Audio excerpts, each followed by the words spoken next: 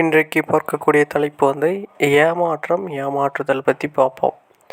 ஏமாற்றம்னா நம்மளே நாம் ஏமாற்றிக்கிறது.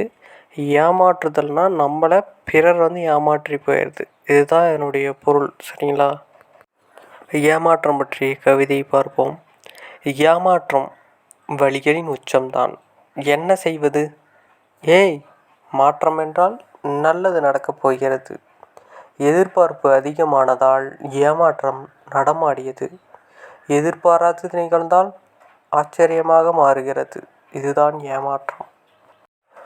ஏமாறும் போதும் கண்ணீர் வரும், ஏமாற்றம் அடையும் போதும் கண்ணீர் வரும். இந்த ஏமாறுதல், ஏமாற்றம் பார்த்திங்கன்னா பணத்துக்காக இருக்கலாம், காதலுக்காக இருக்கலாம், நம்மளை வந்து விட்டுட்டு போனதுக்காக இருக்கலாம்.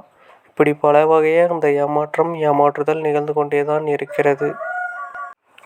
என்னதான் இந்த வாழ்க்கை வந்து ஏமாறுதல், ஏமாற்றப்படுதல் பார்த்தாலும் அது நமக்கு வந்து ஒரு பாடமாக கற்று தந்து தான் போகுதே தவிர நமக்கு வீணாக எந்த ஒரு விஷயமும் நடக்கிறதில்ல.